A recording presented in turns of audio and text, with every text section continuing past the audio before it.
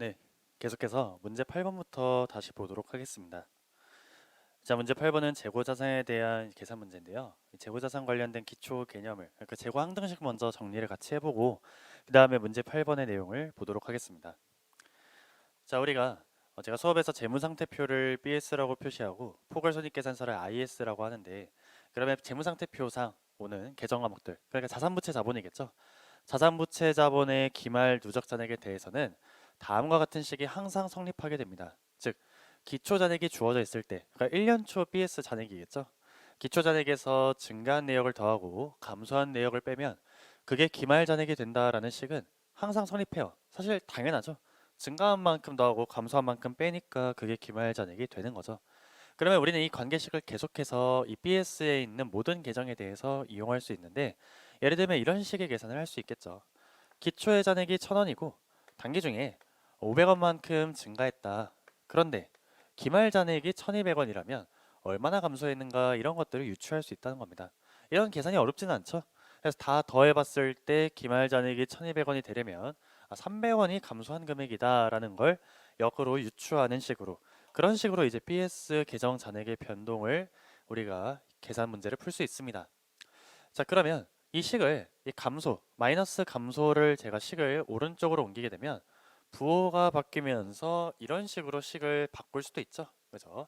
즉, 기초 잔액에서 증가한 잔액을 더하면 감소한 잔액에서 기말 잔액을 더하는 것과 똑같다라는 식으로 식을 위치만 바꿔준 거지. 동일한 식이니까 항상 성립하겠죠. 자, 그러면 BS에 있는 모든 자산부채 자본에 대해서 이런 게 성립하면 재고 자산도 당연히 BS상 자산이니까 재고 자산에 대해서도 이런 게 성립하겠죠? 그럼 재고에 대해서 이 식을 다시 정리해주면 다음과 같이 됩니다. 자, 먼저 재고액에 있어서 기초 잔액이라는 것은 말 그대로 기초 재고를 의미하는 거고요. 재고 자산이 증가하는 거. 재고는 언제 증가해요? 구매하면 증가하는 거죠.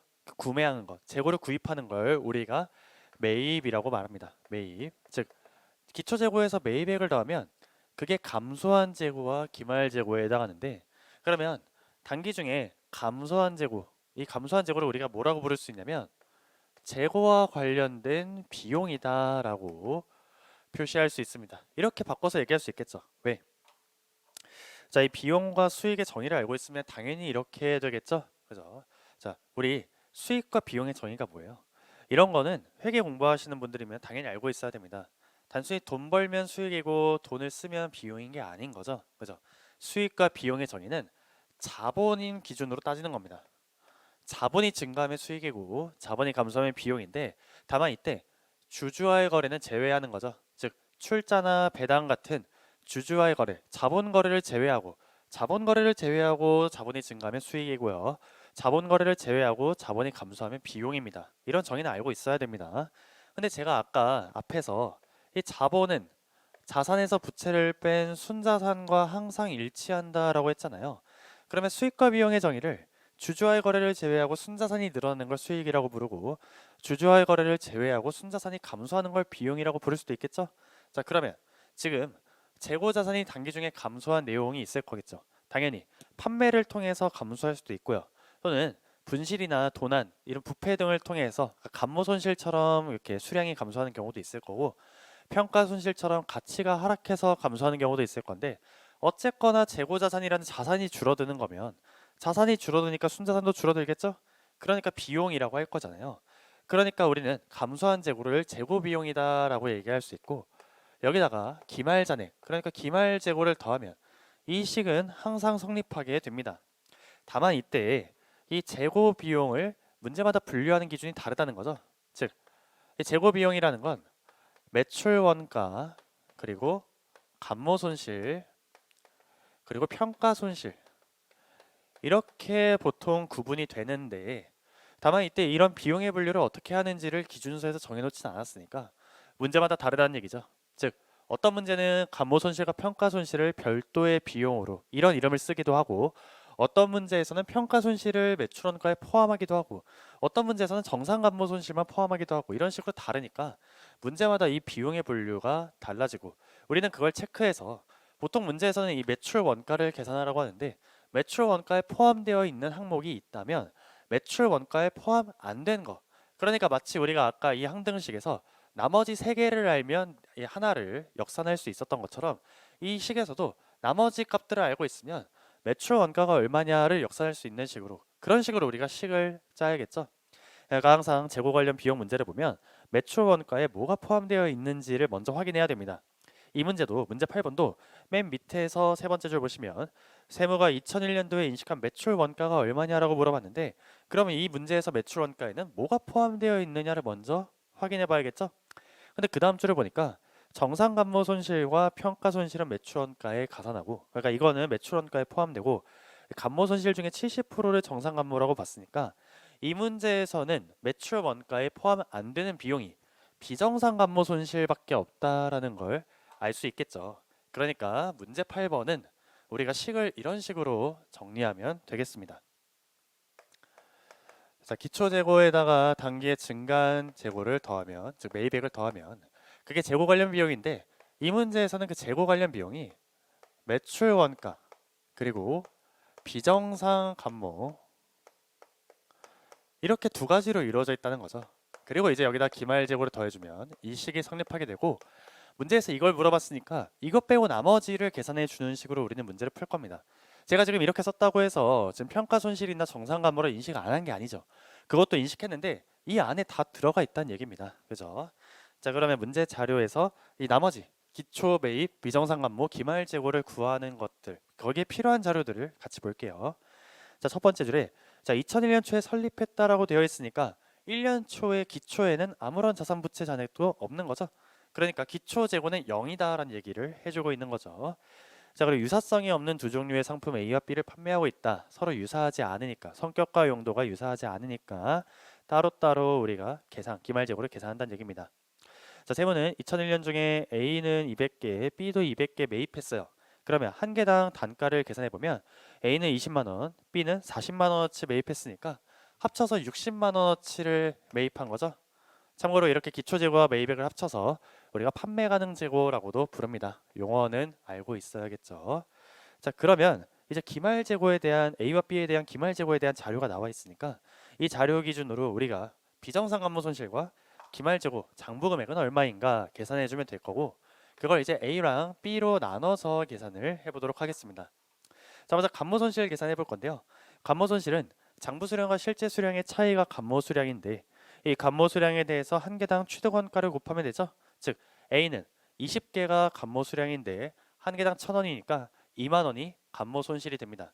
근데 우리는 그 중에서 비정상 감모 손실만 구하면 되고 문제에서 비정상 감모는 30%라고 했으니까 2만 원의 30%인 6,000원이 A의 비정상 감모.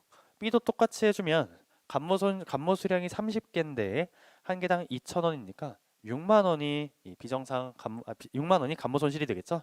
그 중에 30%만 비정상 감모니까 18,000원이 비정상 감모 손실이고 그러면 비정상 감모를 다 합해 보면은 24,000원이 됩니다. 그래서 자, 그다음에 이번에는 기말 재고를 구할 거고요.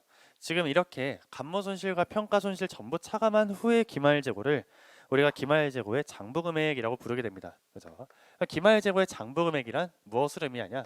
기말 재고의 장부 금액이라는 건 기말 재고라는 건 항상 수량과 단가의 곱이죠. 즉 100개가 있고 한 개당 1,000원이다. 그러면 10만 원어치 재고가 있다는 얘기인데 이 감모 손실과 평가 손실을 전부 차감하고 난 후에는 수량은 실제로 존재하는 실질 수량이 기준이 되고 단가는 평가 손실을 인식한 후니까 취득 원가와 즉 취득 단가랑 순실현 가능 가치 중에 작은 금액을 쓰는 거죠. 무조건 순실현 가능 가치를 쓰는 게 아니라 둘 중에 작은 금액을 쓴다라는 걸 주의해야 됩니다. 자, 그러니까 지금 보면 수량은 각각 실질 수량이 30개와 70개를 쓰면 되고 이제 순실현 가능 가치와 취득 원가를 비교하면 되는데요. 자, 표 밑에 문장을 같이 읽어보도록 하겠습니다. 상품 A의 재고정 20개는 대안의 단위당 900원에 판매하기로 한 확정 판매 계약을 이행하기 위해 보유 중이다. 그리고 확정 판매 계약에 의한 판매 시에는 판매 비용이 발생하지 않으나 그러니까 한 개당 900원에 파는데 추가 수수료는 안 들어간다는 얘기죠. 하지만 일반 판매 그러니까 이렇게 확정 판매 즉 누구한테 얼마에 팔기로 결정한 그런 게 아니라 일반적으로 시장에서 판매하는 경우에는 판매 비용이 한 개당 300원씩 발생한다라고 되어 있습니다. 자, 그러면요. 이렇게 확정 판매 계약이 관련된 기말 재고가 있을 때에는 그 그 확정 판매 계약과 관련된 기말재고는 별도로 적합법을 적용해 줘야겠죠. 그죠? 즉, 이 A라는 재고는 30개이기는 하지만 다시 두 가지로 나뉘게 되는데 확정 판매 계약과 관련 없는 게 10개가 있고 30개 중에 그리고 그 중에 20개는 확정 판매 계약과 관련이 있는 거죠. 확정 판매 계약과 관련이 있다는 얘기는 이 20개는 한 개당 얼마에 팔겠다라는 게 결정이 되어 있다는 거죠. 그러면 그런 확정 판매 계약 관련된 재고는 이 순실현 가능 가치를 그 계약 가격에 기초해서 결정한다고 했습니다. 즉 지금 보면 취득원가는 1,000원인데 그러니까 취득원가가 1,000원이니까 이 1,000원과 순실현 가능 가치를 비교할 건데 일반 판매부는 우리가 원래 알고 있는 순실현 가능 가치 즉 시장 판매 예상 판매 가격에서 판매 비용을 차감한 금액을 쓰면 돼요. 그러면 표에서 A의 예상 판매 가격이 1,300원인데 판매 비용이 300원 들어가니까 일반 판매에 대한 순실현 가능 가치는 1,000원이 되죠. 그럼 둘이 똑같으니까 그냥 한 개당 1,000원이라고 우리가 계산하면 되죠.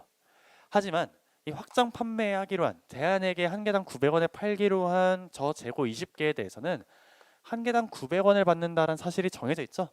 이거는 시장에서 일반 가격인 1,000원에 팔 수 없잖아요.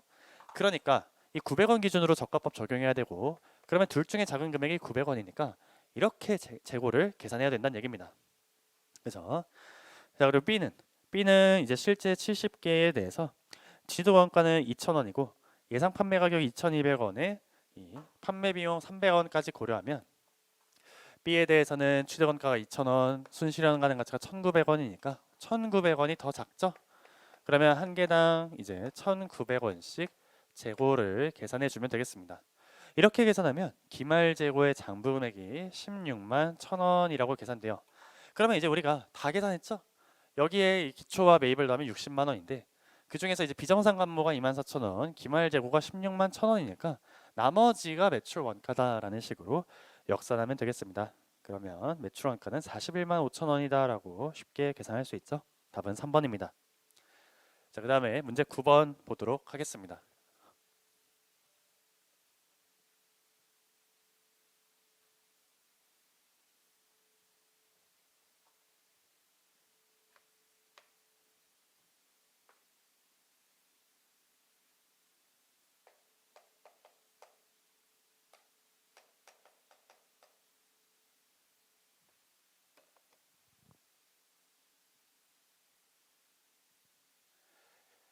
네, 문제 9번은 이제 금융자산의 재분류 문제입니다. 그죠? 우리가 금융자산은 지분상품과 채무상품으로 나누는데 채무상품은 그 사업 모형에 따라서 세 가지로 나누게 되죠.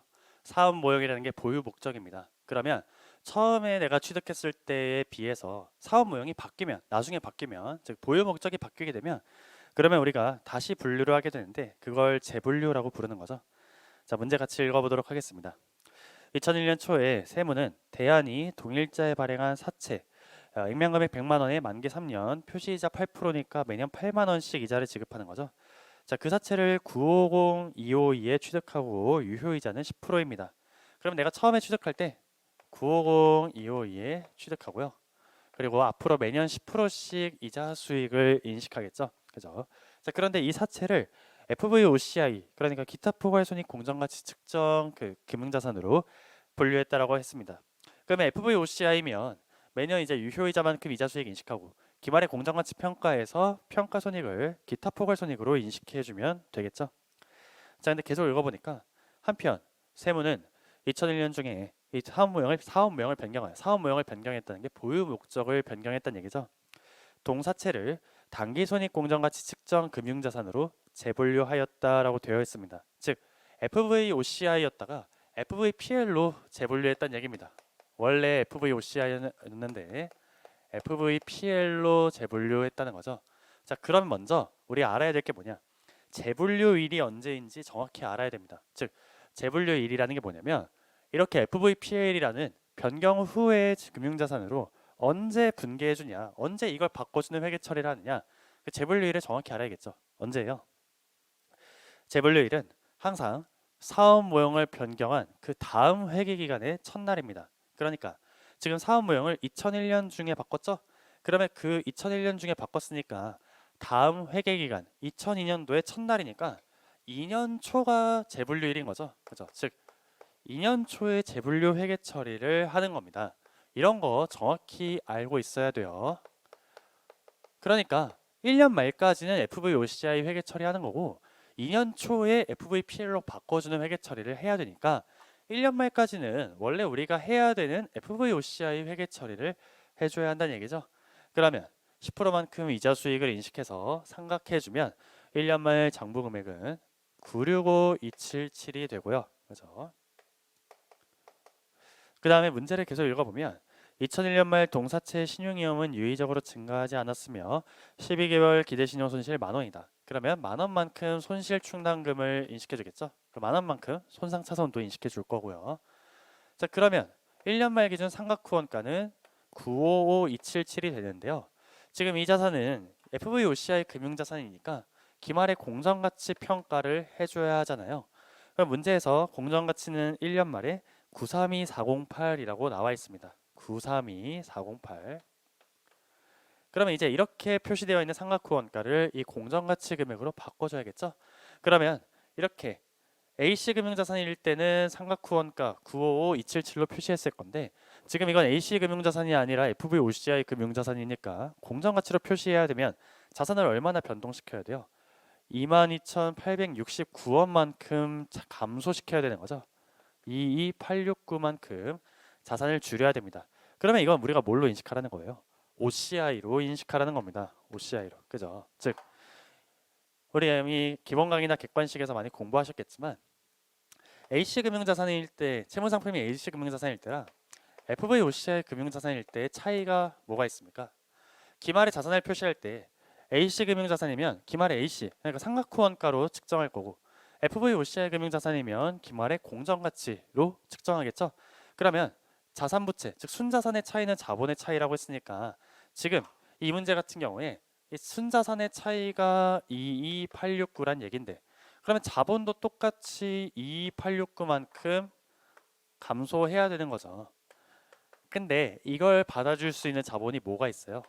이거 주주와의 거래가 아니니까 당기손익이나 기타 포괄손익 둘 중에 하나일 건데 이미 우리가 기본 강의에서 개념을 통해서 알고 있겠지만 A씨금융자산으로 분류하든 FVOCI 금융자산으로 분류하든 당기손익은 전부 동일하다라는 그런 규정을 우리가 사용할 수 있다고 했었죠. 즉 어떻게 분류를 하더라도 A씨금융자산으로 분류하든 FVOCI로 분류하든 당기손익 항목들 그러니까 이자수익이나 손상차손, 손상차손 환입, 처분손익 이런 금액들은 전부 다 동일해야 됩니다.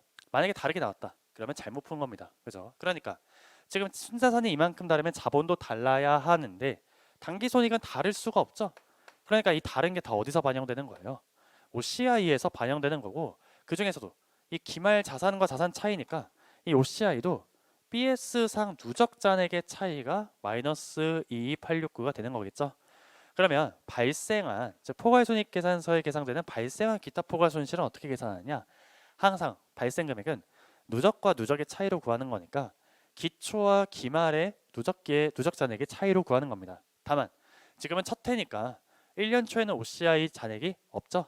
그러니까 기초와 기말 차이를 통해서 우리가 발생한 기타 포괄 손실도 22869다라고 계산할 수 있는 거죠. 그래서 자, 그럼 여기까지는 이제 FVOCI의 회계 처리인데 이제 2년 초가 되면 FVPL로 바꿔야 되잖아요. 자, 그러면 보겠습니다. 2년 초에 재분류를 하기 전에는 우리가 가지고 있는 자산이 BS의 다음과 같이 표현이 됩니다. 자, FVOCI 금융자산의 금액은요. 공정가치 932408로 표시가 되어 있고 그리고 자본의 BS 대변 자본의 누계액으로 마이너스 2869만큼 지금 OCI 누계액이 존재하는 상황이죠. 자, 이걸 이제 분류를 다시 하자는 겁니다. 그러면 재분류를 하고 나서는 어떻게 표시가 되어야 되느냐? FVPL이 되어야 되는데 FVPL이면 이것도 FV니까 공정가치로 우리가 표시해야겠죠? 그러니까 1년 말과 2년 초의 공정가치는 동일하다고 되어 있으니까 932408짜리 자산으로 바꿔줘야 될 겁니다. 다만 이제 FVPL이니까 대변에 뭐 OCI 누계액 이런 건 존재하지 않은 거죠. 그러니까 이 OCI 누계액에 대해서 제거해주는 분계를 해줘야 될 텐데 이 제거할 때 OCI를 제거할 때는 재분류 조정을 하거나 재분류 조정을 하거나 아니면은 직접 대체하거나 둘 중에 이제 하나를 선택하게 되는데 기준서에서 정해놨죠. 언제 재분류 조정하고 언제 직접 대체하라. 그런 것도 우리가 당연히 암기해야 되는데 중급회계에서 재분류 조정을 하는 유일한 경우는 이 FVOCI 채무 상품의 경우에 해당하게 됩니다. 그죠? 그러면 이 22869라는 기타 포괄 손실을 단기 손실로 재분류하란 얘기인 거죠. 그러면 재분류의 회계 처리를 해보면 다음과 같이 됩니다. 즉 2년 초에 재분류 회계 처리 분개를 해보면요. 먼저 내가 원래 가지고 있었던 932408이라는 FVOCI 자산을 제거하는 대신에 똑같은 공정가치로 FVPL 자산을 인식하면 돼요. 이거는 이제 금액의 차이는 없고 자산의 이름만 바꿔주는 거니까 손익은 발생 안 하겠죠. 대신에 이제 내가 가지고 있었던 OCI 손실을 다 없애줘야 되니까 OCI 평가손익으로 2869를 제거하면서 이 금액을 단기 손익으로 바꿔주는 재분류 조정을 하라는 겁니다. 재분류 조정이라는 거는 이런 OCI 잔액을 없앨 때 둘 다 수익 비용의 형태로, 즉 포괄손익계산서에 표시되게끔 조정하라는 거죠. 이게 만약에 이 재평가 잉여금 같이 직접 대체한 항목이었다. 그러면 이제 회계 처리가 어떻게 되냐면 OCI 잔액을 22869를 제거를 하는데 이게 이익잉여금, 정확히는 미처분 이익잉여금이라는 BS 자본으로 대체가 되는 거죠. 이때는 이 감소하는 이익잉여금도 BS 계정이고 이 OCI도 BS 자본이니까 둘 다 포괄손익계산서에 표시가 안 됩니다. 중요한 게 지금 여기서 똑같이 OCI라고 썼다고 해서 얘도 수익인 게 아닙니다. 재분류 조정할 때는 수익 비용, 손익이지만 직접 대체할 때는 자본 금액이 직접 움직인 겁니다. 즉 얘는 포괄손익계산서에 표시가 되지만 얘는 포괄손익계산서에 표시가 안 돼요. 기타 포괄손익은 BS의 계정 과목 이름이나 IS의 수익 비용 이름이나 똑같기 때문에 이런 식으로 이게 IS인지 BS인지 정확히 구분해줘야 한다고 했었죠. 근데 지금 우리가 보고 있는 FVOCI 채무 상품은 재분류 조정하는 경우니까 이렇게 우리가 OCI 제거하는 분개를 하게 돼요. 자, 그러면 이제 재분류하면 2년 초에는 우리는 이제 932408이라는 FVPL 자산을 가지게 되고 이 과정에서 이제 재분류 조정 때문에 2869만큼 OCI 이익을 인식하는 것과 2869만큼 단기 손실을 인식하는 이 재분류 분계 때문에 수익 비용이 이만큼 발생한다는 거죠. 그 다음에 뭘 하면 되는 거예요? 문제에서 지금 2002년도 단기 순이익에 미치는 영향을 물어봤는데 그 다음부터는 재분류했으니까 FVPL의 회계 처리를 하면 되는 겁니다. 그럼 FVPL 채무 상품은요. 이자 수익을 표시이자로 인식하죠. 그러니까 지금 표시이자율 8%니까 8만 원의 이자 수익을 인식하게 되고 그러면 유효이자를 상각을 안 하니까 기말 금액이 동일하게 될 건데 FVPL이니까 기말에 FV 즉 공정가치로 평가해 줘야겠죠. 그러면 지금 2년 말 공정가치가 981828인데 평가 이익을 인식할 거고 그걸 PL 즉 단기손익으로 인식하라는 얘기입니다. 그러면 단기손익으로 인식할 금액이 49420이 되죠. 문제에서는 단기손익에 미치는 영향 물어봤으니까 재분류 조정하면서 발생한 손실 그리고 표시이자 수익 그리고 이 평가 이익까지 다 합해서 계산해 주면 되겠습니다. 그러면 답은 5번이 되겠죠. 네, 그 다음에 문제 10번 보도록 하겠습니다.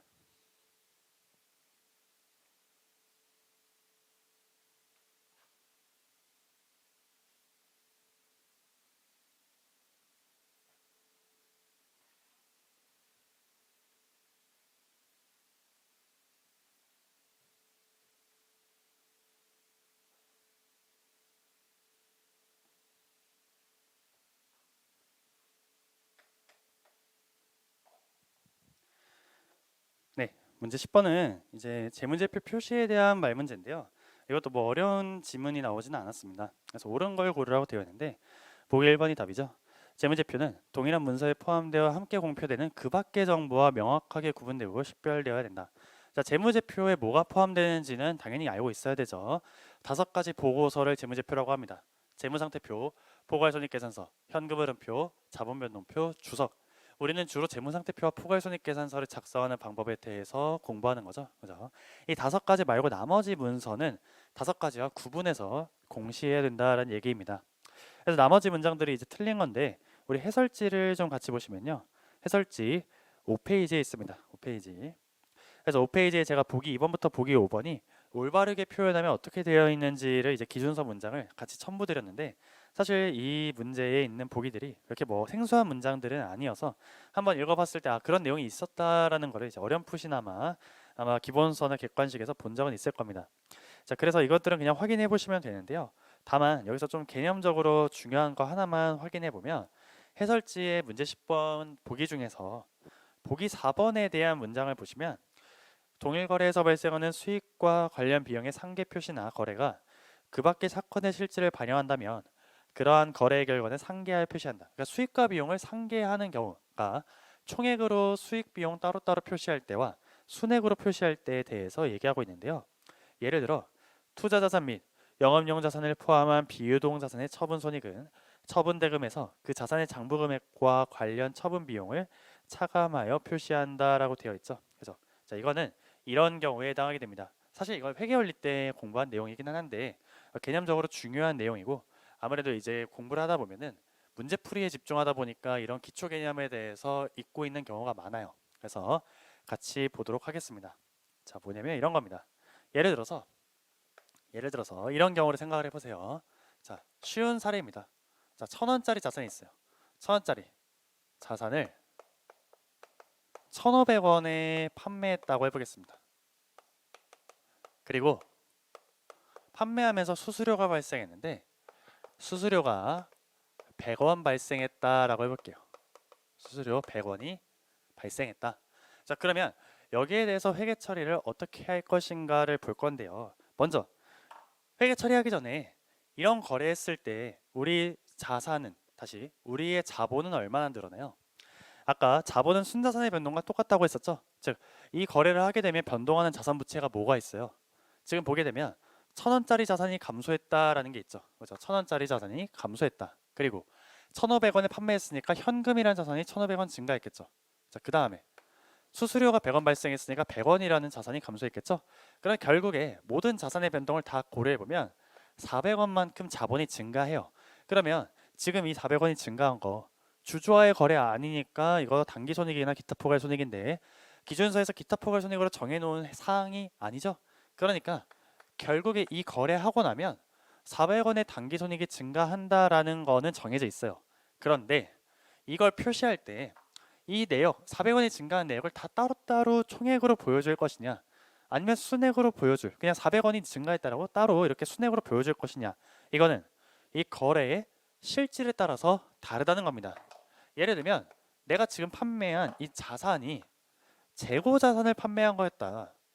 그러면 재고 자산이라는 거는 판매 목적으로 보유한 자산이고요. 판매 목적으로 보유한 재고 자산은 기업의 영업 활동과 관련된 자산입니다. 즉, 기업이 존재하는 이유는 수익을 창출하기 위해서인데 그 수익을 재고를 팔아서 존재한다라는 겁니다. 재고를 팔아서 창출한다는 거죠. 그런 영업 활동과 관련된 거래는 중요하기 때문에 이러한 판매와 관련된 자산의 유입과 유출을 다 총액으로 구분해서 보여줘요. 그러니까 우리가 재고를 팔 때 이런 식으로 팔면 분개를 어떻게 하는 거예요? 이런 식으로 하는 겁니다. 즉, 나는 판매하면서 현금이라는 자산이 1,500원 증가하고 재고라는 자산이 1,000원 감소하고 수수료만큼 현금이라는 자산이 100원 감소했는데, 이것들에 대해서 수익과 비용을 다 따로따로 보여주겠다라는 겁니다. 그러면 현금 1,500원이 증가한 거는 매출이라는 수익으로 보여주는 거고요. 재고 1,000원이 감소한 거는 매출 원가라는 비용으로 보여주는 거고, 현금 100원이 감소한 거는 판매 수수료라는 판관비 항목으로 별도 비용으로 100원, 이렇게 다 따로따로 보여주겠다라는 겁니다. 왜? 이게 재고라는 자산이고, 재고라는 자산은 영업활동 관련 자산이니까, 즉 중요한 자산이니까 이렇게 정보를 나눠서 보여준다는 거죠. 자, 근데 이게 만약에 재고 자산이 아니라 토지와 같은 유형 자산이었다, 즉 우리가 사용할 목적으로 가지고 있는 자산이었다, 그러면은 이렇게 총액으로 보여주지 않고 상계하자는 겁니다.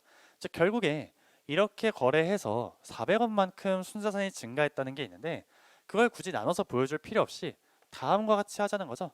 결국에 현금은 순액으로 1,400원 늘어난 거고, 수수료 떼고, 그리고 결국에 토지라는 자산이 1,000원 감소했으면 자산이 1,000원 줄어들고 1,400원 늘었으니까 400원만큼 순액 증가한 거죠. 그러면 이 금액을 그냥 유형자산 처분이익이라고 400원 하면 되는 거지, 400원을 이렇게 나눠서 표시하지 않는다라는 거죠. 왜? 영업용후 자산, 즉 다시 재고자산이 아니기 때문에, 그렇기 때문에 그냥 이렇게 400원이라고 순액을 정보를 전달해도 된다라는 거죠.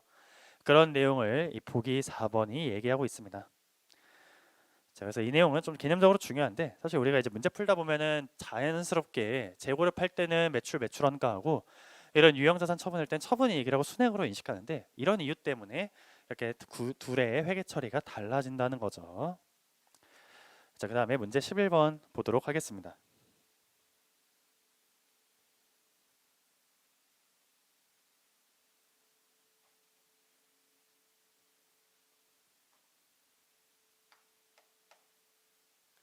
네, 문제 11번은 합병, 그러니까 고급 회계 문제입니다. 우리 세무사 시험 같은 경우에는 재무회계가 이제 총 40문제 중에서 24문제나 25문제 출제돼요. 원래 25문제 출제됐는데 이제 작년부터는 24문제가 출제되고 있죠. 자, 근데 그 중에서 사실 범위가 중급 회계와 고급 회계 두 가지라고 하지만 사실상 중급 회계만 공부해도 상관없죠. 고급 회계 문제는 안 나오거나 한 문제 나오거나 그렇게 출제가 됩니다. 근데 제가 아까 말씀드렸지만 어차피 시간 내에 다 못 풉니다. 시간 재고 풀었을 때 24문제 다 풀어서 답 내는 경우는 거의 없어요. 그렇기 때문에 어쨌든 우리가 안 풀게 되는 문제가 존재할 수밖에 없는데, 그러면 고급 회계를 한 문제 출제되는 거, 이 한 문제 출제되는 거 맞춰서 나쁘진 않죠. 근데 항상 아까 뭐라고 말씀드렸습니까? 공부가 공짜가 아니에요. 시간이라는 자원이 무한정 있지가 않잖아요. 그러니까 똑같은 한 문제를 맞추는데 내가 A라는 문제를 맞추는데 필요한 시간, 즉 똑같은 한 문제인데 A라는 문제 맞추기 위해서 공부해야 되는 시간이 2시간인데 B라는 문제를 맞추기 위해서 공부해야 되는 시간이 10시간이다. 그럼 여러분은 뭘 먼저 해야 돼요? A를 당연히 먼저 공부해야 되는 거죠. 그죠? 그리고 이제 시간이 남으면 B도 하는 거죠. 그러니까 고급 회계가 이런 존재라는 겁니다. 여러분들은 당연히 중급 회계 내용을 먼저 공부해서 맞출 생각을 하셔야 되고, 그걸 먼저 연습하는 게 우선인 거지, 이거 하고도 시간이 남는 분들이 고급 회계를 하는 거고, 1차에서는 이 비중이 한 문제밖에 안 되기 때문에 사실상 건너뛰어도 합격에 전혀 영향 없다는 겁니다. 그러니까 아까 제가 앞에서도 6번 문제 같은 거 굉장히 지엽적이라고 했잖아요. 6번이랑 11번 빼고 나머지 22문제 시간 내에 풀어서 맞출 수 있느냐, 그게 첫 번째라는 겁니다. 그게 되면, 그러면 고급 회계도 공부하고 지엽적인 것도 공부하는 거고, 그게 안 된다, 그럼 먼저 중급 회계 먼저 완벽하게 해야 돼요. 그죠? 아직 중급 회계도 완벽히 안 돼 있는데 고급 회계를 가져간다, 효율적인 공부라고 볼 수는 없겠죠. 그죠? 자, 11번은 합병 문제인데요. 문제에서는 맨 밑에 영어권을 어떻게 구하냐 물어보고 있습니다. 자, 그럼 볼게요. 우리 합병은 이제 기업을 전체를 인수하게 되는 건데, 그러면 우리는 이 피취득자의 순자산, 그러니까 자산부채를 모두 인수하면서 그 대가로 이전 대가를 지급하는데, 합병은 사업을 취득하는 거니까 이전 대가를 더 많이 지급하게 되죠. 그러면 순자산, 내가 취득한 순자산보다 더 많이 지급한 부분을 식별 불가능한 자산이 영업권으로 인식하게 됩니다. 그죠? 당연히 마찬가지로 이 내용도 고급 회계를 공부하신 분들은 이제 쉬운 문제이기 때문에 풀 수는 있지만, 대부분의 분들은 이제 고급 회계 공부 안 하는 경우가 많은데 안 해도 전혀 상관없습니다. 그럼 문제 읽어보면 첫 번째 줄에 1년 초에 세무는 대안의 주주들에게 현금 70만 원을 지급했다. 그러니까 이전 대가는 70만 원, 현금이죠. 현금. 자, 그럼 내가 취득한 순자산이 얼마냐 봐야 되는데요. 밑에 보니까 자산부채가 장부금액과 공정가치로 되어 있는데, 우리 합병이나 연결 같은 사업결합은 우리가 취득하는 피취득자의 자산부채도 공정가치로 측정하고 우리가 지급하는 이전 대가도 공정가치로 측정하는 거죠. 그러니까 여기서 장부금액 자료는 필요가 없고 공정가치만 구하면 됩니다. 그러면 얼마예요? 32만 원 자산, 320만 원, 그리고 280만 원. 둘이 순액으로 계산했을 때 40만 원이 순자산이죠. 그죠? 다만 이 사업결합에서는 원래 기존의 피취득자가 인식하고 있지 않았던 자산도 인식할 수 있어요. 대표적인 게 무형자산이죠. 그래서 밑에 자료를 읽어보면 원래 그러니까 피취득자가 자산으로 인식을 안 했지만 내가 그 가치를 5만 원이라고 식별할 수 있으면, 그 공정가치가 5만 원짜리라고 식별할 수 있으면, 그러면 이제 그 금액도 우리 사업결합에서 자산으로 인식하게 되겠죠. 그러면 내가 왜 45만 원짜리 사는데 70만 원으로 25만 원만큼 더 주고 샀냐? 그 25만 원만큼 더 준 거는 별도 자산으로 식별할 수는 없지만, 즉 식별은 불가능하지만 가치가 있는 영어권이라는 자산이 25만 원 있기 때문이다라는 식으로 계산할 수 있습니다. 그래서 답은 1번이 되겠죠? 네, 그 다음에 문제 12번 보도록 하겠습니다.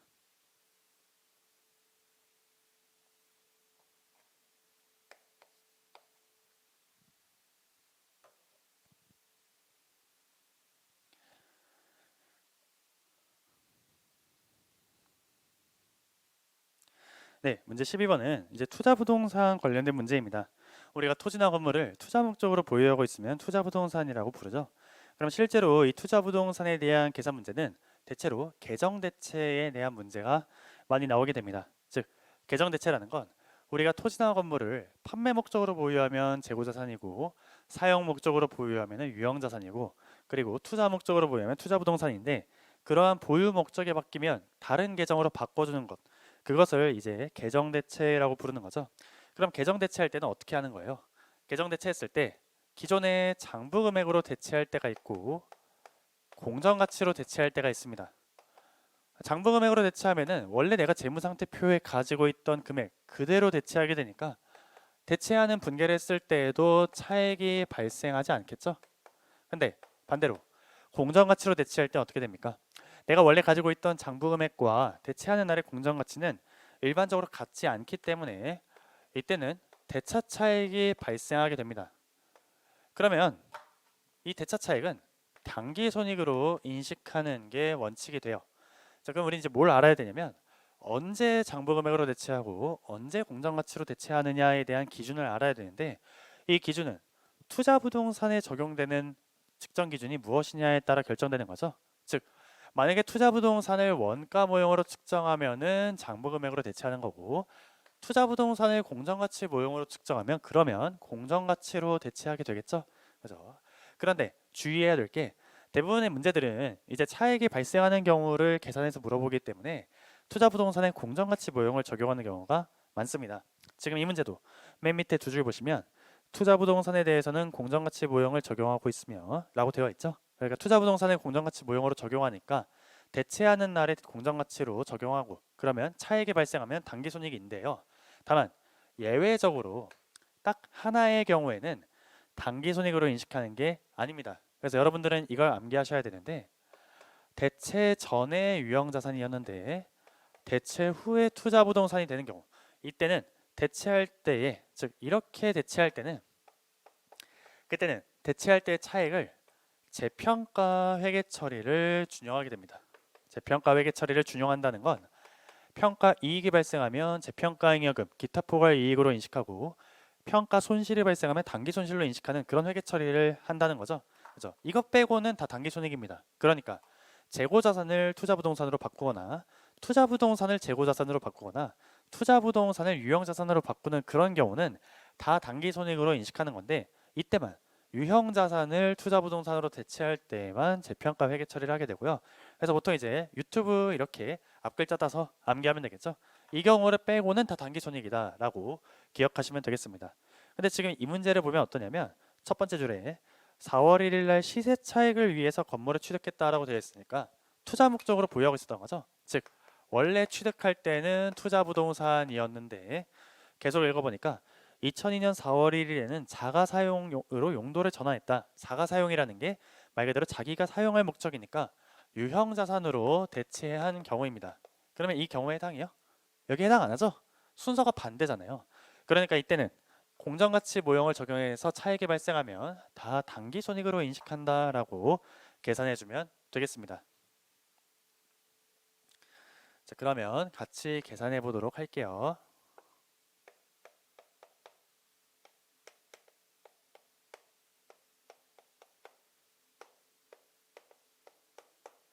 자, 먼저 첫 번째 줄에서 아까 2001년 4월 1일 날 200만 원에 취득했는데요. 이때는 시세 차익 목적이니까 투자 부동산인 거죠.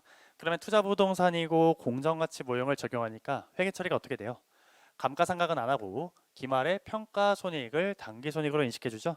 그러면 1년 말 중간에 표에 1년 말 공정 가치가 240만 원이라고 되어 있으니까 2001년도에는 40만 원의 평가 이익을 인식하면 됩니다. 자, 그런데 두 번째 줄에 2002년 4월 1일 날 대체했다. 그러니까 건물, 즉 자가 사용 목적의 유형 자산으로 대체했다고 되어 있죠. 그러면 4월 1일 날 대체할 때 원래 장부 금액인 240만 원으로 하느냐, 아니면 4월 1일의 공정 가치인 260만 원으로 하느냐, 이 투자 부동산에 무슨 정책이 적용되냐에 따라 결정된다고 했었죠. 근데 우리 지금 아까 밑에서도 봤지만 투자 부동산에 대해서는 공정가치 모형 적용한다고 했으니까 우리도 대체할 때 이날의 공정가치인 260만 원 기준으로 대체해주면 됩니다. 그러면은 240만 원짜리를 260만 원짜리로 대체하니까 20만 원의 차액이 발생하는데 이걸 당기 손익으로 인식해 주라는 거죠. 자, 그리고 나서는 무슨 회계 처리하는 거예요? 이제부터는 4월 1일부터는 원가 모형을 적용하는 유형 자산의 회계 처리를 해주면 되는 거죠. 그러면 유형 자산 원가 모형 적용하면 뭐 하면 돼요?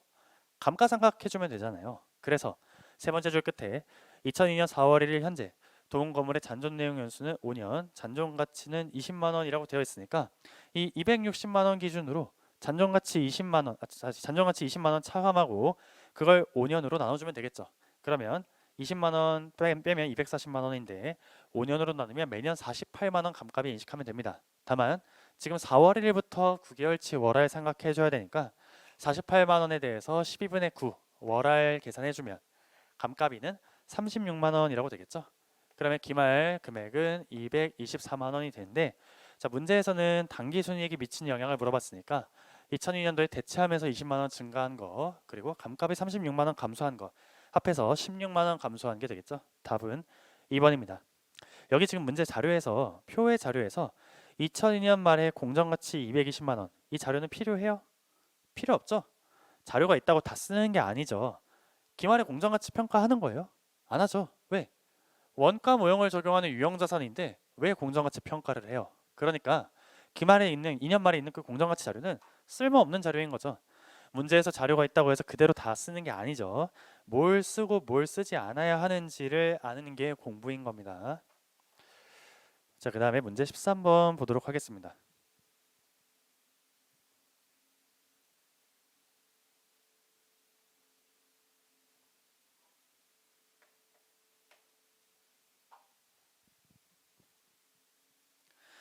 네, 문제 13번은 개념 체계에서 측정 기준에 대해서 비교하는 문제, 그 중에서도 측정 기준에 대해서 거래 원가를 포함하는지 여부에 대해서 우리가 비교하는 문제입니다.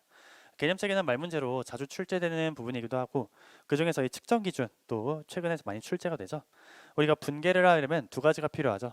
계정 과목과 금액을 알아야 되는데, 계정 과목을 결정하는 걸 인식 기준이라고 부르고 금액을 결정하는 걸 측정 기준이라고 부릅니다. 그래서 그 측정 기준에 대해서 어떤 게 있고 또 어떤 차이점이 있는지 비교해서 암기하고 있어야겠죠. 그래서 측정 기준에 대한 정리를 먼저 같이 해보도록 하겠습니다. 그리고 이 보기를 볼게요. 자, 측정 기준이라는 거는 우리가 측정일의 정보를 새로 반영해서 업데이트를 해주느냐 안 하냐에 따라서 일단 역사적 원가와 현행 가치로 나누게 됩니다. 역사적 원가라는 거는 내가 1년 초에 취득했으면 1년 말, 2년 말, 3년 말이 되어도 계속 1년 초의 정보를 이용해서 금액을 계산하는 걸 역사적 원가라고 부르고요.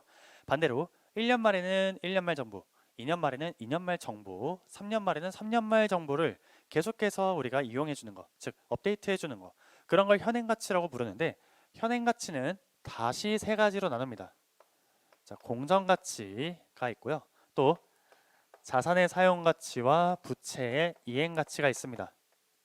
사용 가치, 이행 가치는 항상 자산과 부채에 대해서 부르는 이름이 구분이 됩니다. 다른 거는 뭐 자산의 역사적 원가, 부채의 역사적 원가 똑같이 쓰지만 사용 가치, 이행 가치는 구분해 줘야 된다는 거죠. 자, 그 다음에 마지막으로 현행 원가가 있습니다. 이렇게 세 가지를 합쳐서 현행 가치라고 부른다는 거죠. 그래서 측정일의 정보를 반영하면 현행 가치고 반영하지 않으면 역사적 원가가 됩니다. 그죠? 측정일의 조건을 반영하냐 하지 않느냐에 따라 구분된다는 거죠. 자, 그러면요. 이 네 가지, 총 네 가지의 측정 기준에 대해서 여러분들은 그 차이를 비교할 수 있어야 되는데요. 먼저 관점이 누구 관점에서 측정하느냐를 기억해야 됩니다. 무슨 말이냐면 역사적 원가는 누구 관점이냐라는 그 개념이 필요가 없죠. 왜? 1년 초에 내가 얼마 주고 사서 얼마짜리다라고 기록을 했으면 그 금액에 대해서 그 금액에 근거해서 매년 금액을 계산하면 돼요. 다만 이런 현행 가치들은 1년 말에는 1년 말 정보, 2년 말에는 2년 말 정보 이런 식으로 계속해서 금액을 업데이트를 해줄 건데 그러면 1년 말, 2년 말에 새로 금액을 측정할 때는 누구 기준으로 그 금액을 계산하느냐를 구분해야겠죠. 결정해야겠죠. 자, 그랬을 때 공정 가치는요.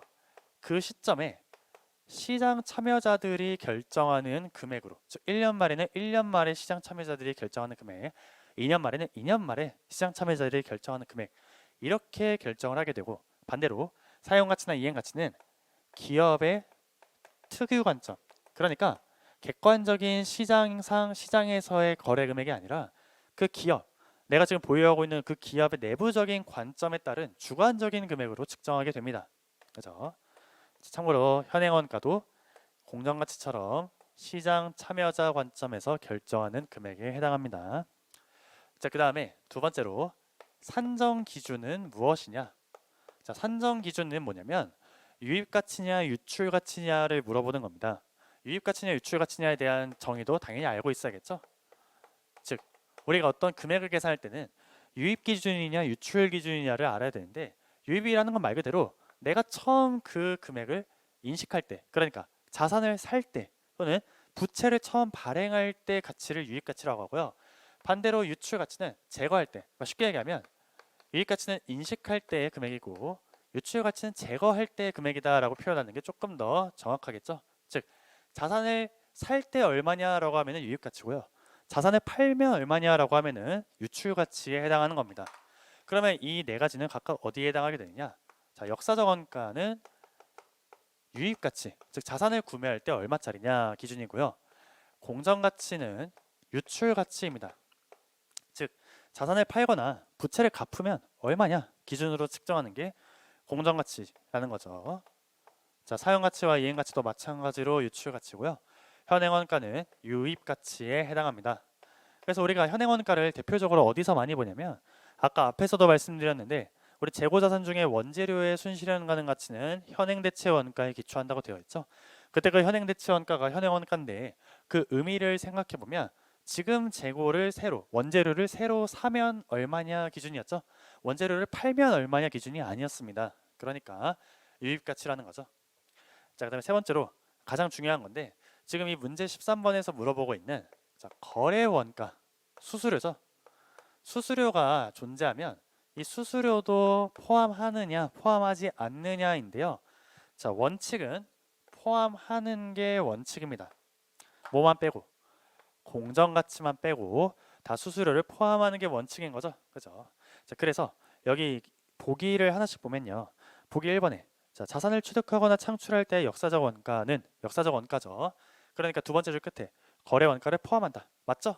거래 원가를 포함하게 됩니다.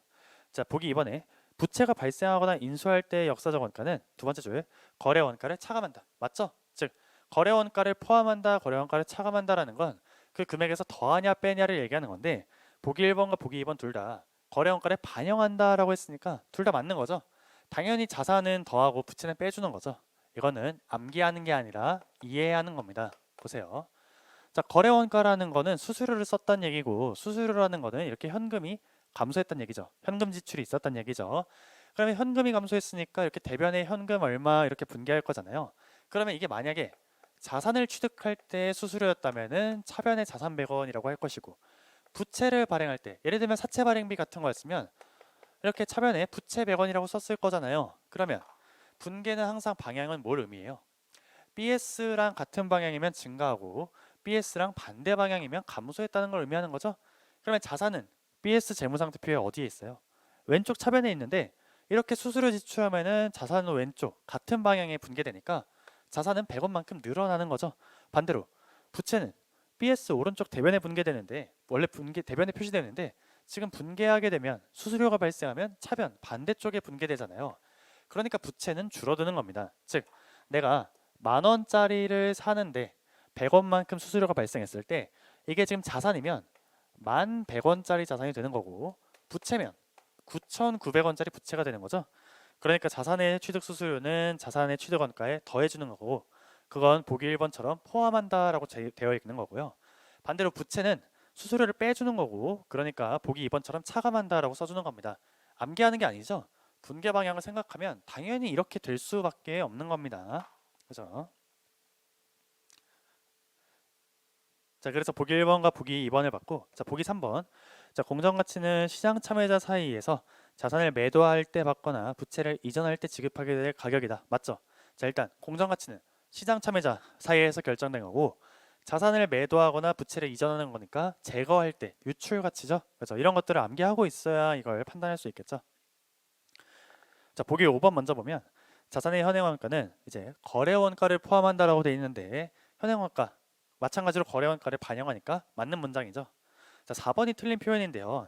4번은 이 내용을 정확하게 알고 있어야 맞출 수 있는 겁니다. 여기 4번 먼저 보면 사용가치와 이행가치는 자산을 취득하거나 부채를 인수할 때 발생하는 거래원가를 포함한다라고 되어 있는데, 그럼 이것만 보면 단순히 보면 거래원가를 반영한다고 써 있으니까 맞는 문장이다라고 생각하기 쉬운데, 사실 틀린 거죠. 왜 틀렸냐면 이 사용가치와 이행가치에 대해서 거래원가를 포함한다라고 했을 때 이 거래원가는 반쪽짜리 거래원가입니다. 즉, 이 거래원가는요, 인식할 때의 거래원가를 포함하는 게 아니라 제거할 때의 거래원가, 그러니까 처분, 자산을 처분할 때 처분 수수료만 포함하는 거지 취득할 때 취득 수수료를 포함하는 게 아니에요. 그러니까 지금 여기 보기 4번은 취득할 때 수수료를 얘기하는 거니까 틀린 문장인 거죠. 그럼 이거는 왜 이렇게 하나만, 왜 처분할 때 수수료만 반영하고 제거할 때, 다시 취득할 때 수수료는 반영 안 하냐? 이건 사용가치, 이행가치의 정의 때문에 그렇습니다. 자, 사용가치를 예를 들어서 한번 볼게요. 자, 예를 들면 사용가치라는 거의 뜻이 뭐냐? 이런 겁니다. 예를 들면 지금이 1년 초인데 내가 어떤 기계장치라는 자산을 가지고 있어요. 그러면 기계장치의 사용가치를 이런 식으로 계산합니다. 자, 기계장치를 내가 사용하면 앞으로 3년간 사용할 건데, 기계장치를 왜 사용해요? 돈 벌려고 사용하는 거죠. 기계로 물건 만들어서 팔려고 사용하는 거잖아요. 그러면 내가 이 기계를 3년간 사용했을 때 매년 1,000원씩 벌 것 같다라고 이렇게 추정할 수 있겠죠. 그죠? 이건 뭐 객관적으로 우리가 인증받은 금액은 아니고 그냥 기업 혼자서 이렇게 예상하고 있는 거죠. 그러니까 기업 특유 관점에 따른 주관적인 금액이겠죠. 자, 그러면 3년간 사용하면서 매년 1,000원씩 번 다음에 3년 말이 되면 팔겠죠? 다 사용했으니까. 그럼 예를 들면 팔면 500원만큼 받을 것이다. 근데 팔면서 수수료로 100원만큼 쓸 것 같다. 이런 식으로 이제 지금부터 사용이 끝날 때까지의 미래 현금 흐름을 예상합니다. 추정한다는 얘기죠. 그러면 사용 가치는 이 금액들의 현재 가치를 사용 가치라고 하는 겁니다. 즉, 1,000원에 대해서 예를 들면 이자율이 10%다, 할인율이 10%다라고 가정하면 1,000원에 1.1로 할인하고 2년 말 금액도 할인하고, 그리고 3년 말 금액도 여기 플러스 1,000원 플러스 500원 마이너스 100원 순액으로 1,400원을 다 이렇게 할인해주면 이 현재 가치가 사용 가치라고 계산이 되는 거예요. 그럼 어때요? 이 처분할 때 수수료는 우리가 고려를 해주지만 처음에 취득할 때 수수료를 고려해 주는 건 아니죠. 왜? 사용 가치라는 건 처음에 취득할 때 얼마 썼냐 또는 취득할 때 수수료를 얼마 썼냐를 고려하는 게 아니라 이미 취득하고 난 자산, 이미 옛날에 취득했는데 지금 내가 가지고서 사용하는 그 자산이 앞으로 얼마나 돈이 들어오고 나가냐를 기준으로 계산하는 거기 때문에, 그렇기 때문에 이미 과거에 내가 인식하면서 사용하는 수수료는 고려하는 게 아니고 나중에 사용이 끝나고 처분할 때 수수료만 반영하게 되는 겁니다. 그죠? 조금 더 구체적으로 암기를 해놔야겠죠? 그래서 4번이 틀린 문장이 됩니다.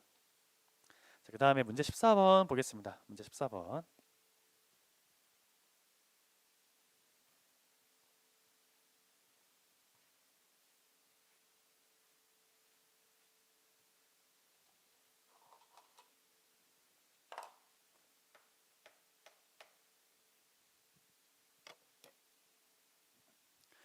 네, 문제 14번은 이제 마찬가지로 개념체계에서 일반 목적 재무 보고에 대한 말문제에 해당하는데요.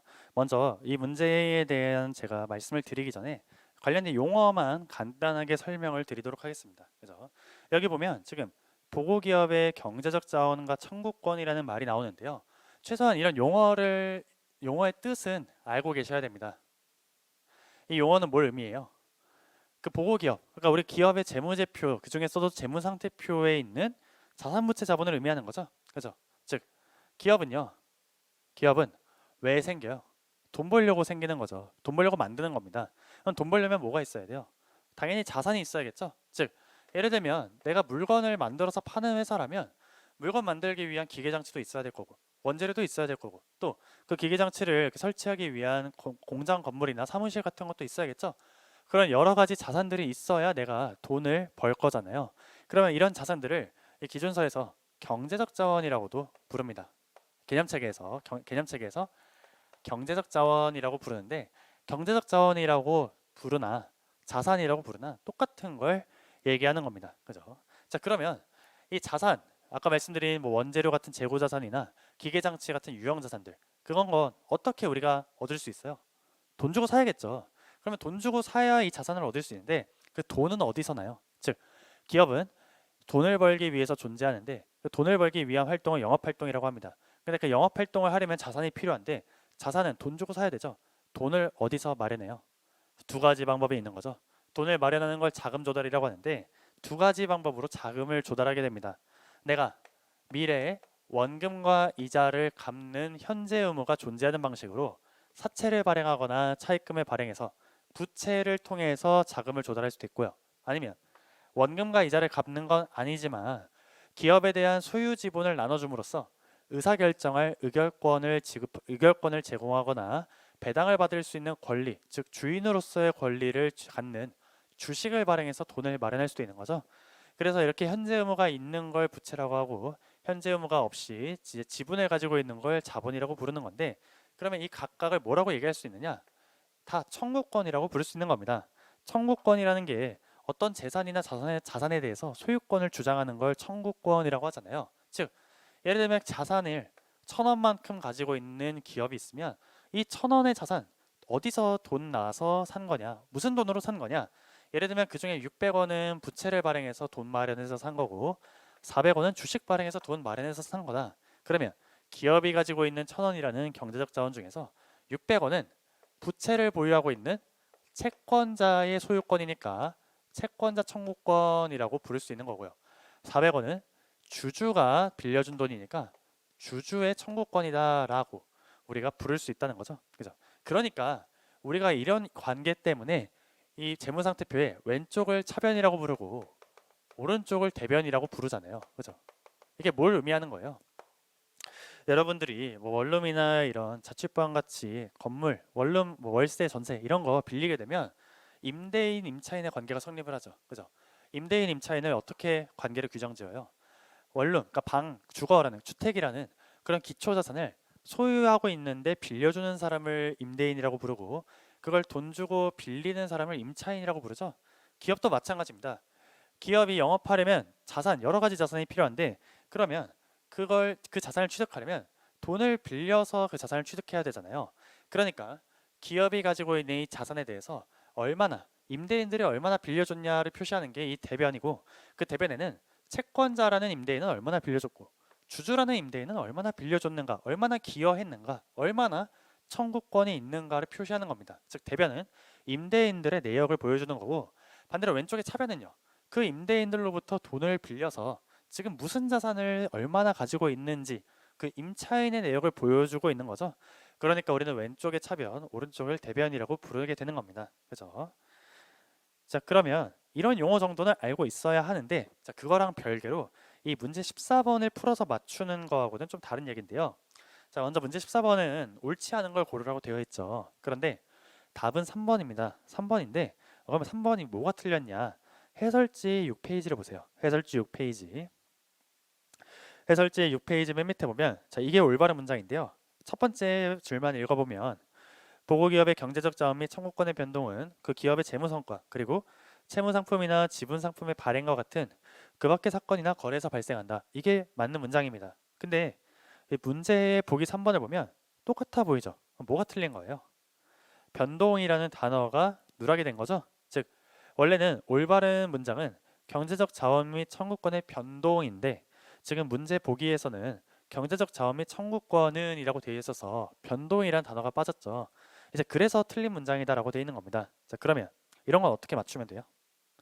이런 건 안 풀면 되는 겁니다. 그죠? 이거는 굉장히 지엽적이고 또 이런 게 이게 틀렸다 맞다를 판단하기 위해서 공부를 하는 건 굉장한 노력이 들어가는 겁니다. 사실상 풀라고 낸 문제가 아니라는 거예요. 근데 제가 아까부터 반복적으로 말씀드리지만 우리 시험은요, 모든 문제를 시간 내에 푸는 게 아니라 풀어야 되는 문제를 시간 내에 푸는 걸 연습해야 되는 겁니다. 그러면 이런 문제는 푸는 게 아니에요. 즉 제가 뭐 1차 파이널 강의나 이런 데서는 자주 말씀드리는 내용 중 하나인데, 간단하게만 먼저 말씀을 드리면, 여러분들은 이제 1차 시험에서 2교시 때 재무회계를 풀죠. 그래서 이제 선택법이랑 재무회계랑 원가회계 이런 식으로 해서 두 과목을 같이 풀게 되는데, 그럼 이제 어떤 순서로 풀어야 될지에 대해서 고민들을 많이 하시게 됩니다. 그러면 그 고민은요, 다시 어떤 순서로 풀지를 보통 이제 뭐 원가부터 풀거나 뭐 선택법부터 풀거나 보통 이제 선택법 먼저 푸시죠. 그리고 또 그 한 과목 내에서도, 특히 재무회계 내에서도 뭐 말 문제를 먼저 풀까, 계산 문제를 먼저 풀까, 이런 순서가 어떤 순서가 좋은지에 대해서 고민을 많이들 하시는데, 사실 제일 적절한 풀이 순서는 어떤 거냐면 고민을 최소화하는 순서로 푸셔야 됩니다. 여러분들은 문제를 풀 때 고민을 최소화하는 순서로 풀어야 돼요. 고민을 최소화한다는 건 이런 겁니다. 자, 예를 들면 재무회계 문제를 푼다고 생각을 해볼게요. 그러면 1번부터 24번까지 풀겠죠. 그럼 여러분들이 1번 봤어요. 그래서 풀었어요. 2번 풀었어요. 3번 풀었어요. 4번을 봤는데 못 풀고 있어요. 왜 못 푸냐? 고민을 하고 있기 때문입니다. 즉, 예를 들면 우리가 이렇게 보자마자 이게 무슨 문제고 어떻게 풀어야 되는지 떠오르는 문제가 있는가 하면은, 이렇게 봤을 때 선뜻 풀이가 손에 안 가거나, 아니면은 지금처럼 이 선지 중에서 뭐가 답이고 뭐가 맞고 뭐가 틀린지를 바로바로 알 수 없는, 내가 모르는 내용이 나올 수 있습니다. 그럼 이제 보통 여러분들은 어떻게 하시냐면 여기에서 양자택일에 고민을 합니다. 즉, 이게 A가 맞을까 B가 맞을까, 계산 문제라면 A대로 풀이를 진행하는 게 맞을까 B로 진행하는 게 맞을까, 여기에 대해서 고민을 많이 하게 된다는 거죠.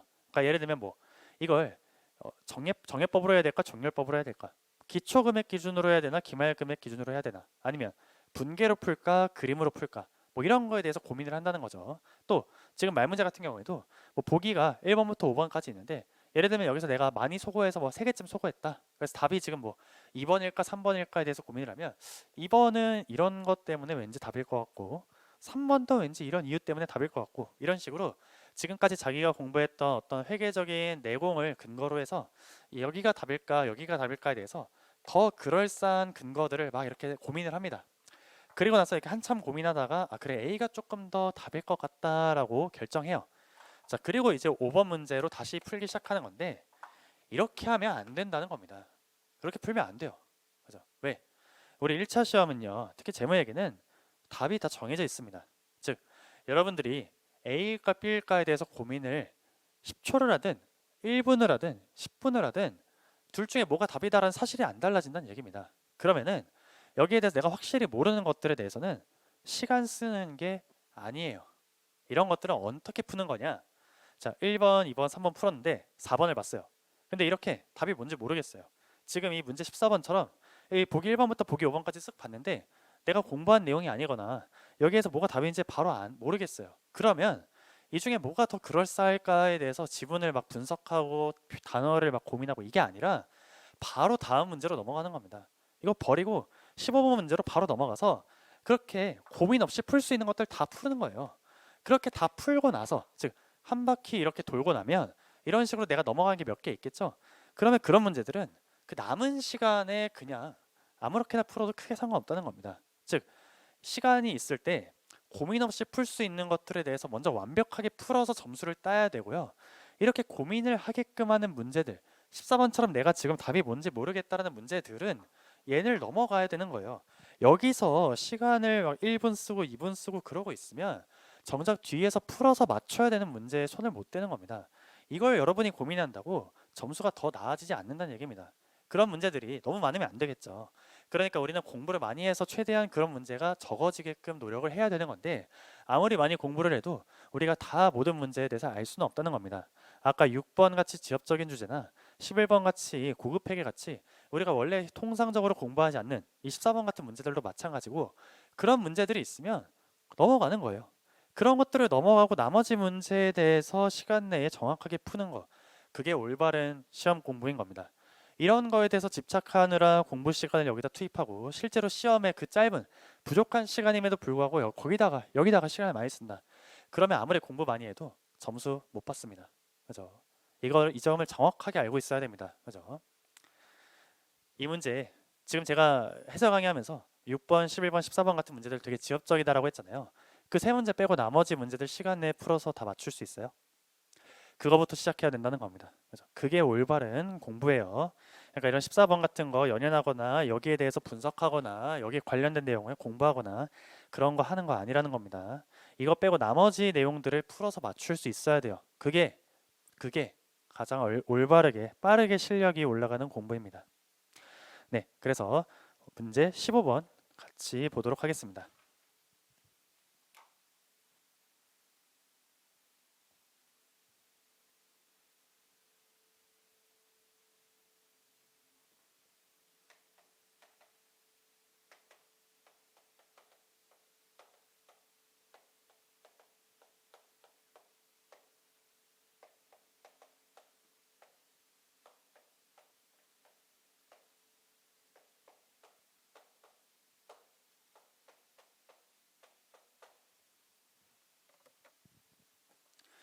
네, 문제 15번은 종업원급여, 그러니까 퇴직급여 제도 문제죠.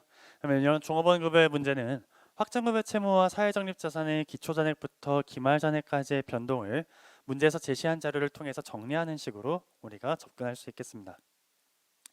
자, 문제에서는 이제 2001년도에 인식할 퇴직급여와 기타 포괄 손익을 물어봤는데요. 먼저 기초와 기말잔액 먼저 정리를 해보도록 할게요. 자, 첫 번째 자료 보시면 사회적립자산의 잔액은 기초에 1년 초에 56만 원, 확정금의 채무는 60만 원이라고 제시가 되어 있고요. 그리고 자료 밑에 내려가 보시면 기말잔액도 제시가 되어 있죠. 거기 동그라미 다섯 번째 보시면요. 1년 말에 사회적립자산은 92만 원이고 확정금의 채무는 105만 원이다 라고 되어 있습니다. 그러면 기초랑 기말잔액을 이렇게 제시해 줬을 때 문제에서 이제 나머지 자료들을 증가하거나 감소하는 금액에 반영해주고 또 그 중에서 손익에 영향을 미치는 거래와 손익에 영향을 안 미치는 거래로 구분해서 표시해 주는 식으로 평소에 연습을 해야겠죠. 자, 동그라미 2번부터 두 번째 동그라미부터 보도록 하겠습니다. 자, 2001년도에 단기근무 원가는 45만 원이다. 그러면 단기근무 원가는 비용으로 인식하면서 부채가 늘어나니까 이렇게 확정금의 채무라는 부채가 늘어나고 단기손익이다라고 표시해주면 되겠죠. 그 다음에 1년 말에 사회적립자산 15만 원이 종업원에게 지급되었다. 그러면 확정급여 제도에서는 퇴직급여를 지급하면 그때 의무가 종료되니까 확정급여 채무가 감소하고요. 또 사회적립자산이라는 계좌에서 지급하는 거니까 자산부채가 똑같이 줄어드니까 손익에 영향을 안 미치죠. 자, 그 다음에 네 번째 1년 말에 현금 40만 원을 사회적립자산에 출연하였다, 납입하였다, 기여하였다 다 똑같은 표현입니다. 현금이란 자산을 감소시키면서 사회적립 자산을 늘리니까 동일한 금액의 자산이 움직였으니까 손익에 영향을 안 미치죠. 자, 그 다음에 마지막 동그라미 보면 할인율이 15%라고 되어 있는데요. 할인율이 15%라는 얘기는 이 이자로 인식할 금액이 15% 기준으로 계산한다는 얘기고 지금 모든 거래가 2001년 말에 이루어져 있으니까 이 이자는 기초금액 기준으로 즉 60만 원에 대해서 15%인 9만 원이 이자 비용이고 그리고 56만 원에 대해서 15%인 8만 4천 원이 이자 수익이다라는 식으로 계산할 수 있겠죠. 자, 그런데 여기까지 문제에서 제시한 자료를 다 써도 이 금액들을 다 반영해 보면 기말잔액과 차이가 나죠. 그러면 이렇게 차이가 나는 금액은 문제에서 제시하지 않은 OCI, 그러니까 재측정 요소 금액이다라는 걸 우리가 역으로 유추해야 되는 겁니다. 그러면 계산해 보면 확정금의 채무는 6만 원만큼 더 증가해야 기말잔액이 일치하게 되는데 이게 이제 기타 포괄 손실이 되겠죠? 플러스라고 이익인 게 아니죠. 부채가 늘어나는 거니까 순자산이 줄어들고 그러면 손실이죠. 자, 사회적립자산은 2만 6천 원만큼 늘어나야 되고요. 그러면 자산이 늘어나니까 이거는 이익이죠. 그래서 기타 포괄 이익이 되고 문제에서 기타 포괄 손익 물어봤는데 기타 포괄 손익은 마이너스 6만 원에 플러스 2만 6천 원. 그래서 순액으로 3만 4천 원 손실이다라고 계산할 수 있습니다. 그죠? 자, 그리고 뭘 물어봤냐면 퇴직급여가 얼마냐라고 물어봤습니다. 퇴직급여. 자, 여기에 대해서 좀 주의해야 되는데요. 먼저 이런 확정급여 제도에서 퇴직급여란 단기손익 항목을 얘기하는 겁니다. 단기손익 항목. 그럼 단기손익 항목이 뭐가 있어요? 이 문제에서는 단기근무 원가와 그리고 이자가 있죠. 그죠? 보통 이제 우리가 순이자로 표시를 하죠. 순이자. 자, 그러면 얼마냐면 단기근무 원가는 지금 45만 원이고요. 순이자는요. 이자 비용 9만 원에 이자 수익 84,000원이니까 순액으로는 6천 원이 순이자인 겁니다. 그러면 퇴직급여는 45만 6천 원이다라고 답할 수 있는 거죠. 그죠? 자, 근데 여기에 대해서 주의해야 될 게 있습니다. 보세요. 지금 보면 퇴직급여가 45만 보기를 보시면 45만 6천 원이거나 54만 원이거나 라고 되어 있는데요. 자, 먼저 이 점에 대해서는 우리가 생각할 수 있어야 됩니다. 퇴직급여라고 분류를 할 때 그 안에 단기근무 원가만 들어갈지 순이자 비용도 들어갈지는 사실 정해져 있지 않아요. 마치 뭐랑 똑같냐면 아까 우리 앞에서 재고자산 문제 풀 때 평가 손실이나 감모 손실이 매출 원가에 포함되냐 되지 않냐는 문제마다 다르다고 했었죠. 어떨 때는 평가 손실을 따로 쓰기도 하고 어떨 때는 매출 원가에 포함되기도 하잖아요. 마찬가지로 어떨 때는 순이자가 퇴직급여에 포함되기도 하고 어떨 때는 순이자 포함 안 하고 단기근무 원가만 퇴직급여다라고 할 수도 있습니다. 그죠? 그러니까 사실 이게 지금 이 문제에서 퇴직급여에는 뭐가 포함된다라고 안 써놨기 때문에 단서를 제시 안 했기 때문에 45만 원만 포함해서 퇴직급여가 45만 원이다. 그래도 답이 될 수 있어요. 만약에 그렇게 되면 그러면 복수 정답이 인정됐겠죠. 즉 퇴직급여 보기에서 46만 6천 원과 그러니까 이걸 포함한 것과 포함하지 않은 45만 원 이렇게 두 개 있었으면 둘 다 답이 될 수 있습니다. 그러면 실제로 이의제기에서 복수 정답이 인정이 됩니다. 자, 근데 지금 여기는 45만 원이란 보기는 없죠. 그러면 포함하란 얘기입니다. 그러니까 순이자 비용을 포함했을 때 45만 6천 원밖에 보기 없으니까 간접적으로 이거를 포함한다라고 문제가 출제자가 제시를 해준 거고 그러니까 여기는 복수 정답의 여지가 없는 겁니다. 자, 그러면 여기 다른 보기인 54만 원은 뭐냐? 이 54만 원은 뭐냐면 이 순이자 비용을 이자 비용 9만 원과 이자 수익 8만 4천 원으로 나눴을 때 이자 비용 9만 원만 포함시키면 54만 원이 되죠. 그러면 이제 어떤 분들은 아니 이거 순이자를 포함할지 안 할지 선택이라고 했으니까 만약에 이 이자 비용 9만 원만 포함하기로 하면 그러면 54만 원도 답이 될 수 있으니까 복수 정답 아닙니까? 라고 하는데 아닙니다. 그렇게는 답이 될 수 없어요. 왜? 기준서에서 순이자를 퇴직급여에 포함하냐 하지 않냐는 선택인데요. 이자를 순이자로 측정한다라는 건 선택이 아닙니다. 즉 확정급여 제도에서 이자는요 항상 순액으로 표시하는 거예요. 항상. 그러니까 제가 풀 때만 이자 비용, 이자 수익 이렇게 나눠서 한 것뿐이지 실제로 포괄손익계산서에 이자 비용 9만 원, 이자 수익 8만 4천 원 하는 게 아니에요. 순이자 비용 6천 원이라고 순액으로 하는 겁니다. 왜 그러냐? 자산부채를 순액으로 표시하기 때문입니다. 즉 우리 이미 기본서부터 공부했겠지만 이렇게 확정급여 채무가 60만 원 기초에 그리고 사회적립자산이 56만 원 그럼 어때요? 사회적립자산 자산임에도 불구하고 차변에 표시하는 게 아니라 이렇게 둘이 합쳐서 순액으로 4만 원이라고 순부채 즉 순확정급여 부채를 인식하죠. 이게 기준서의 규정이에요. 그러면 이 이자라는 것도 사실 이 순액의 부채에서 15%가 발생해서 그래서 6천 원의 이자가 발생하는 건데 다만 계산을 할 때 편하게 하기 위해서 각각에서 비용과 수익이 얼마나 나온다 그렇게 하는 것뿐이지 여기서 비용 따로 수익 따로 해가지고 비용만 포함시킨다 이런 건 존재할 수 없고 이거는 틀린 방법입니다. 틀린 방법 절대로 답이 될 수 없어요. 무조건 오답입니다. 항상 이자는 순이자 기준으로 판단하는 겁니다. 즉 정리하자면 순이자를 퇴직급여에 포함할지 말지는 선택이다. 그러니까 45만 원이 될 수도 있고 45만 6천 원이 될 수도 있다. 그러나 순이자를 이자 비용과 이자 수익으로 나누는 것은 틀린 것이다. 그렇기 때문에 이자 비용 9만 원만 포함시키는 건 틀린 답이니까 절대로 답이 될 수 없어요. 그러니까 이건 객관식 특성상 이걸 포함할지 안 할지에 대해서 언급을 안 해줬더라도 포함할 때의 답밖에 없잖아요. 그러니까 보기에 지금 45만 원이 없죠? 그러니까 45만 6천 원이 답이 되는 거고 복수 정답은 인정되지 않습니다. 자, 그 다음에 문제 16번 같이 보도록 하겠습니다. 자,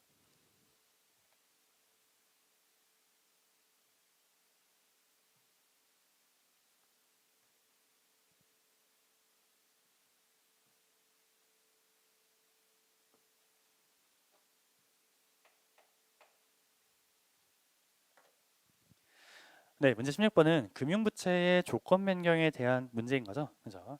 즉, 금융부채의 조건 변경, 또 금융자산의 계약서 현금 흐름 변경이 서로 쌍방의 회계 처리에 해당하게 되는데요. 자, 조건 변경이라는 거에 대해서 거래가 무엇인지도 알고 있어야겠죠. 자, 제가 아까 BS 문제 13번 설명드리면서 14번 설명드리면서 잠깐 언급드렸는데 기업의 활동은 자산을 취득해서 수익을 창출하는 영업 활동이 있고요. 그 자산을 취득하기 위해서 부채나 자본을 발행하는 자금 조달이 있죠.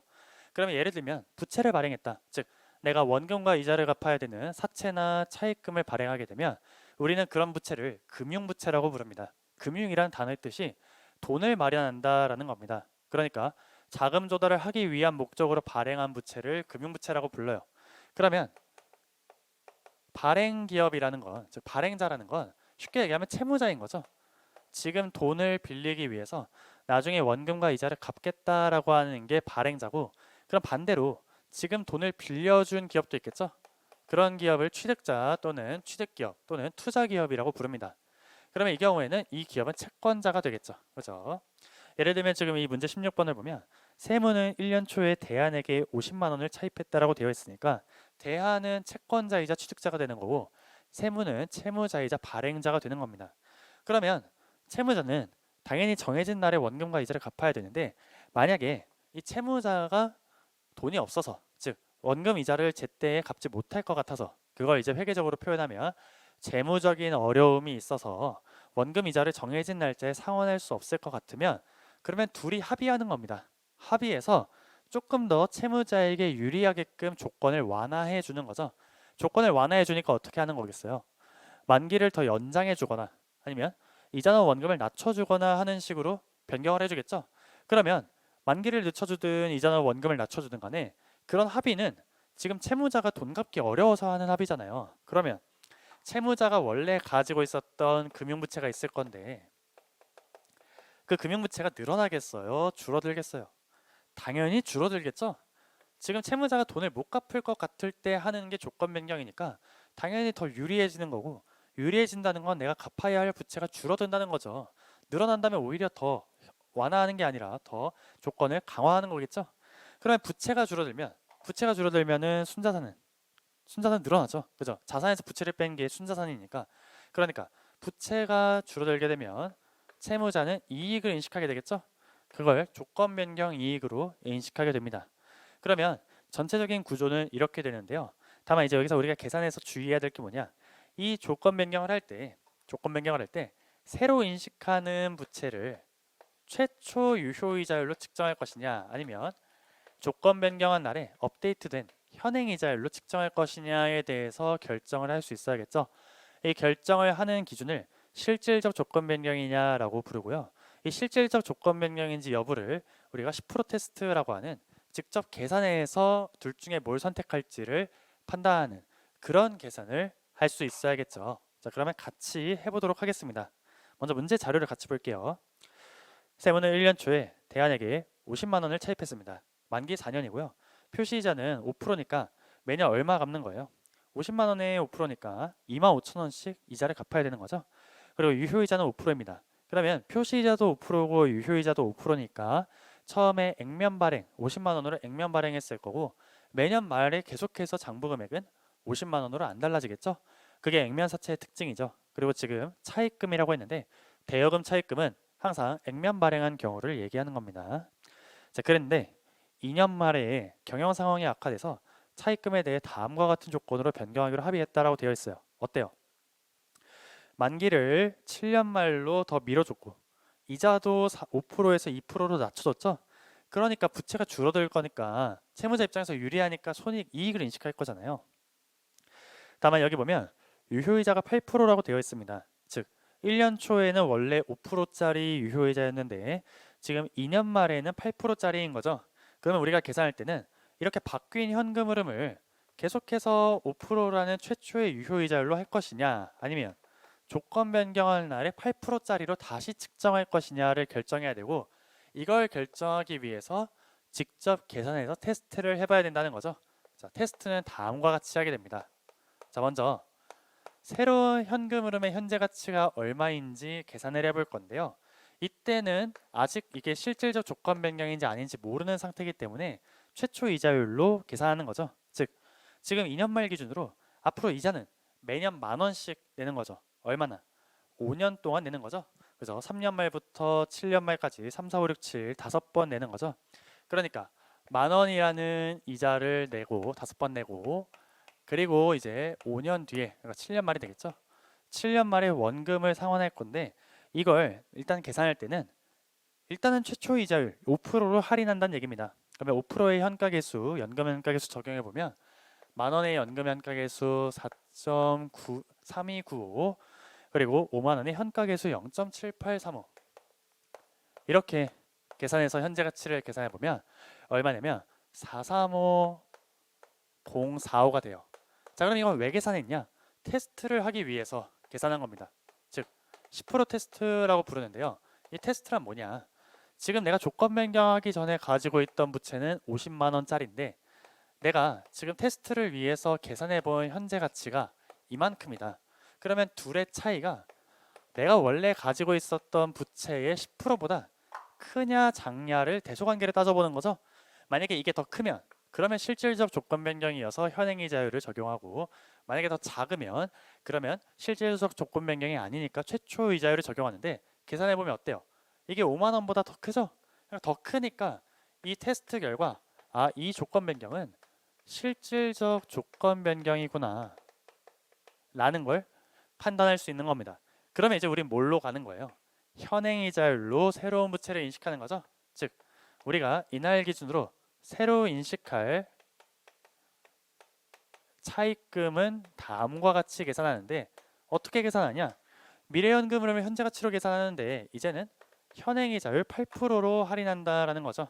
그러면 10,000원의 이자를 5번 지급하는데 8%의 현가계수 3.9927을 곱해주고, 5년 뒤에 50만 원의 원금을 갚는데 여기에 대해서는 현가계수 8% 0.6806을 곱해주게 됩니다.